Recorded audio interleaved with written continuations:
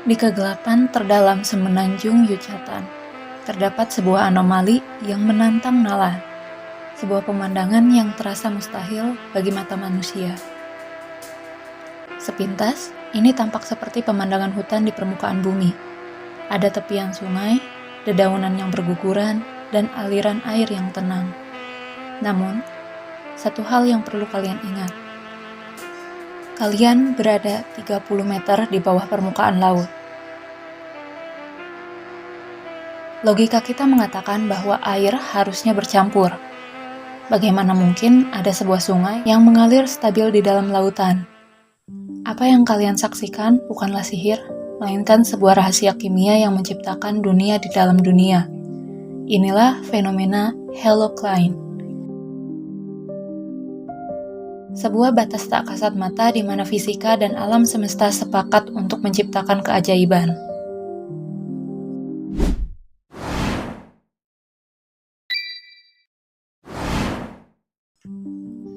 Perjalanan kita dimulai di semenanjung Yucatan, Meksiko.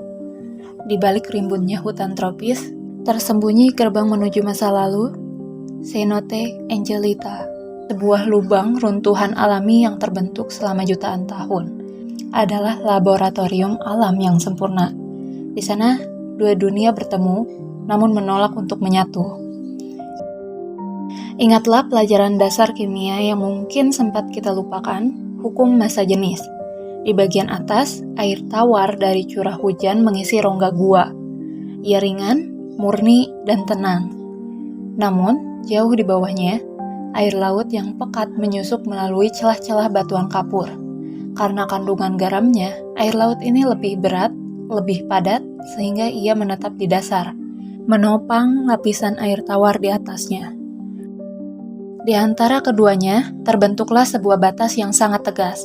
Inilah halocline, sebuah perbatasan kimiawi yang begitu kuat hingga mampu memerangkap sisa-sisa organik, dedaunan dan dahan pohon yang jatuh dari hutan di atas, menciptakan ilusi sebuah tepian sungai yang membeku dalam waktu. Namun, apa yang sebenarnya kita lihat sebagai permukaan sungai ini bukanlah sekedar air. Selamat datang di panggung utama bagi sang protagonis misterius. Dedaunan dan dahan pohon yang jatuh dari hutan di atas tidak pernah benar-benar lenyap. Mereka membusuk di dasar sunyi ini, melepaskan gas beracun melalui proses dekomposisi anaerobik. Gas ini terperangkap, tidak bisa naik ke air tawar, dan enggan turun ke air asin. Hasilnya, sebuah awan kabut tebal yang bertindak sebagai lantai bagi dunia atas dan langit bagi dunia bawah. Ia adalah perbatasan antara dua kerajaan yang berbeda. Namun, jangan tertipu oleh estetikanya. Di balik keindahannya yang surrealis, lapisan ini sangat beracun. Bagi penyelam yang berani menembusnya, bau telur busuk akan sangat menyengat melalui peralatan mereka, dan kegelapan total akan segera menelan segalanya. Menyentuh lapisan ini berarti menyentuh garis batas kehidupan.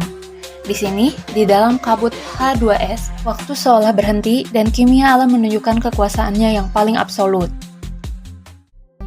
Untuk memahami keajaiban ini, kita harus melihat melampaui apa yang tertangkap mata. Kita harus melihat pada arsitektur molekulnya. Langkah pertama adalah stratifikasi. Karena perbedaan salinitas yang ekstrim, tercipta sebuah tegangan permukaan yang luar biasa kuat. Air tawar dengan densitas yang lebih rendah mengapung dengan presisi sempurna di atas air laut yang padat. Mereka bersentuhan namun menolak untuk bersatu. Disinilah drama kimia dimulai. Selama berabad-abad, material organik, daun, dahan, hingga batang pohon raksasa jatuh ke dalam lubang ini.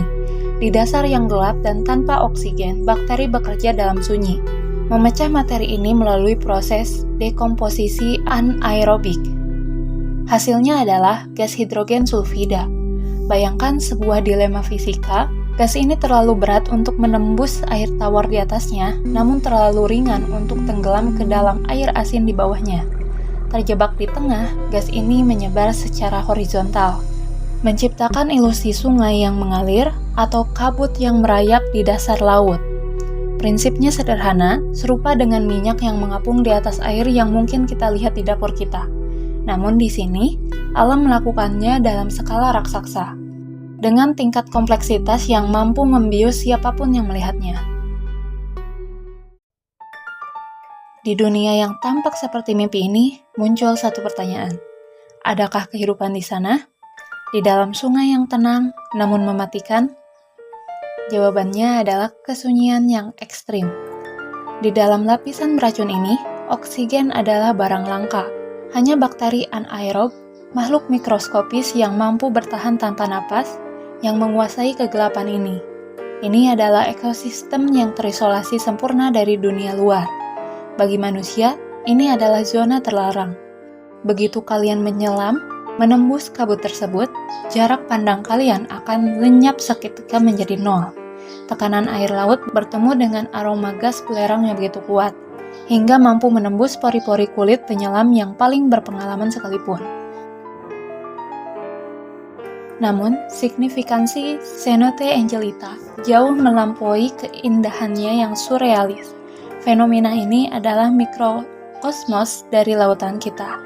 Melalui sungai bawah laut ini, para ilmuwan belajar bagaimana gas-gas di atmosfer terjebak di kedalaman laut, dan bagaimana sirkulasi air global menjaga keseimbangan planet kita. Sungai di bawah laut ini mengingatkan kita bahwa bumi masih menyimpan rahasia yang jauh lebih dalam dari yang bisa kita bayangkan. Bahwa di kegelapan terdalam sekalipun, selalu ada ilmu pengetahuan yang menanti untuk ditemukan. Pada akhirnya, apa yang kita sebut sebagai keajaiban hanyalah cara alam menunjukkan kecerdasannya. Alam tidak pernah melanggar hukum fisika, ia hanya menemukan cara yang luar biasa untuk menggunakannya. Sungai bawah laut ini adalah pengingat yang tenang, bahwa tepat di bawah kaki kita, bumi masih menyimpan ribuan dunia yang belum terjamah, menanti untuk dipahami dengan rasa hormat. Sekarang pertanyaannya kembali kepada kalian, jika kalian diberi kesempatan untuk menyelam di sana, apakah kalian berani menembus kabut beracun itu untuk melihat apa yang ada di baliknya? Tulis jawaban kalian di kolom komentar, dan mari kita diskusikan misteri apa lagi yang ingin kalian bongkar selanjutnya. Sekian pembahasan kali ini, jangan lupa like and share jika video ini bermanfaat, isi kolom komentar jika ada hal yang ingin disampaikan, subscribe juga channel YouTube ini untuk konten menarik lainnya. Terima kasih, Assalamualaikum warahmatullahi wabarakatuh, dan bye-bye!